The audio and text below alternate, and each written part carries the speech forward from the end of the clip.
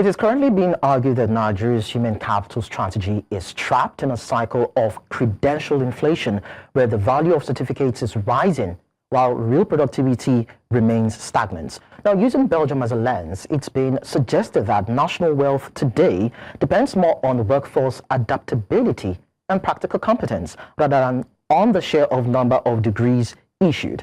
The key message here is Nigeria needs to treat education as a production system that builds skills, not a prestige contest that actually produce certificates. So this morning we're joined by Nweke, a global affairs analyst, and we'll be looking at these issues as it relates to Nigeria's labor force, its quality, and the country's growth. Thank you so much, Mr. Nweke, for coming around. My pleasure. Thank you, Welcome, for having me. So we hear of credential inflation. I mean, it sounds like a degree that is now worth less than airtime, or maybe a system whereby people just acquire degrees or qualifications but do not have the requisite skills based on education or knowledge acquisition to meet certain parameters required as per market demands. When we look at this from this angle, what's the real damage it might be posing for Nigeria's labor force and the economy? Credential inflation means we keep increasing the number of degree holders without increasing the number of productive jobs or usable skills. The real damage is actually threshold.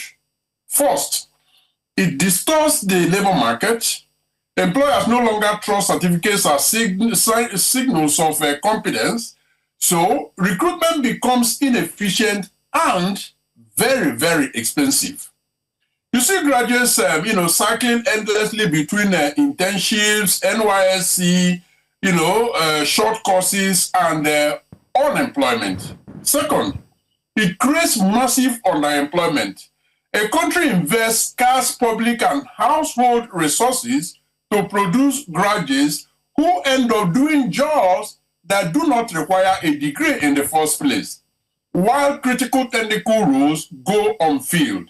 Third, it weakens productivity. Sometimes we realize that, out here in Belgium, long ago, and we'll continue to sharpen our policy tools in response to it.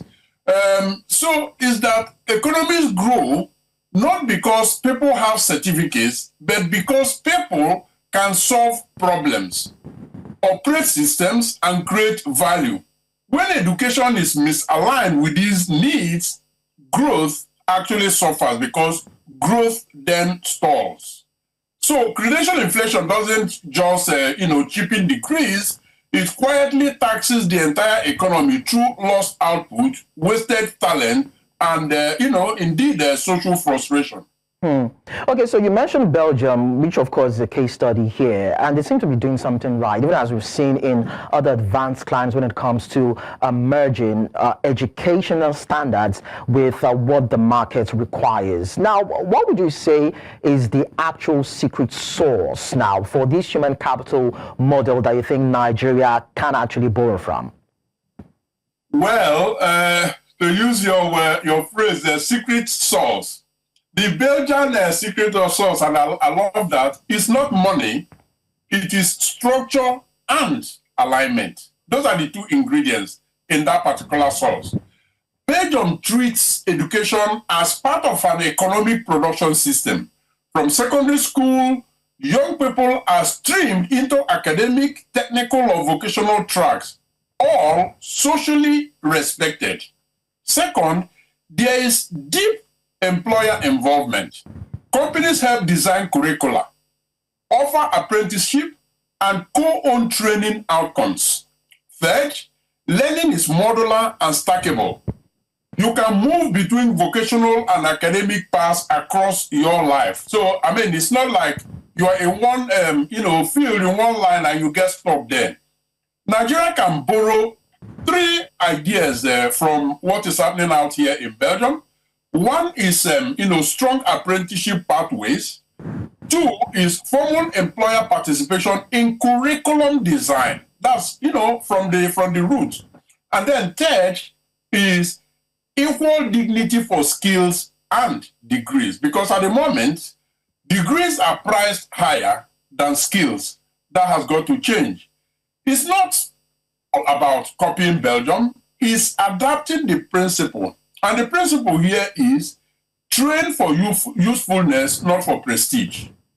So at what point do we begin to look at this skills acquisition model and adapt to them? Is it from the tertiary? Is it from the secondary? Is it from primary? Because we've looked at other climes, other areas where we've seen education. I'm talking about vocational educations, real life skills being even taught from primary schools, and even before they get to formative or more advanced levels of education, these kids already know what they want to do, and by the time they are close to graduation, they're already creating some sort of businesses that they can leverage for personal growth. But we don't see that really or largely operates in Nigeria or in this part of the world. So at what stage do we begin to incorporate this model into Nigeria's education system? Well, I would say a production function mindset has got to be developed. The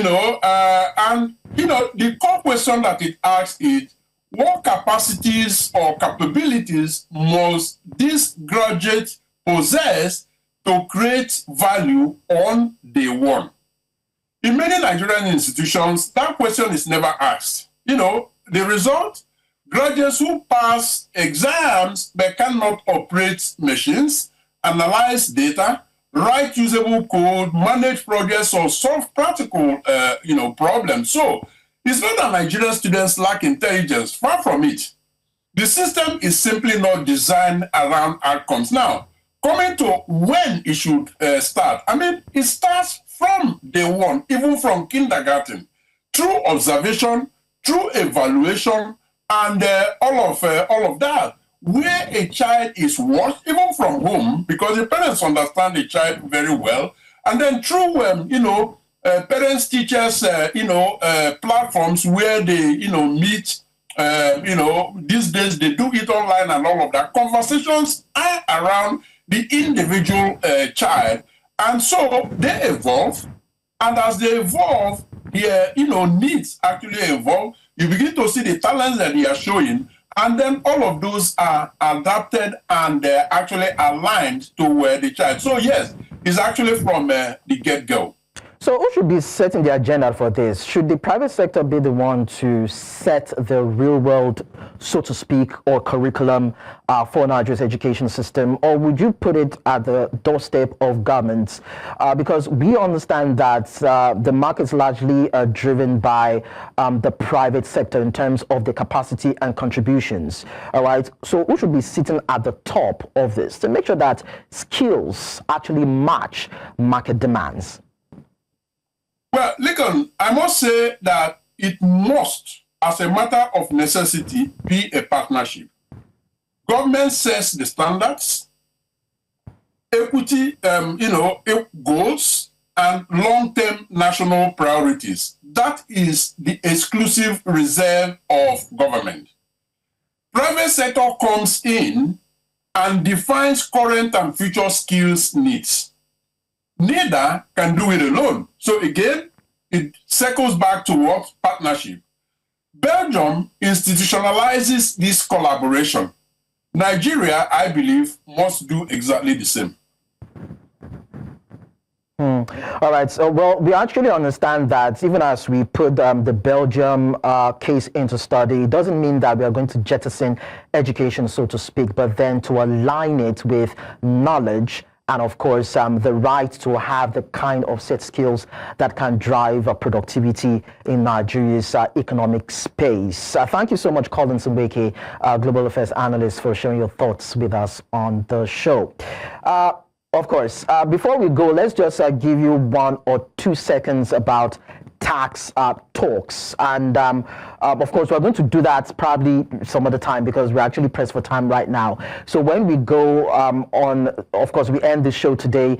Tomorrow, subsequently, we will to tell you more about tax laws and what you need to understand about it right here on Business Edge. My name is Leko Onobanjo. Do enjoy the rest of your day.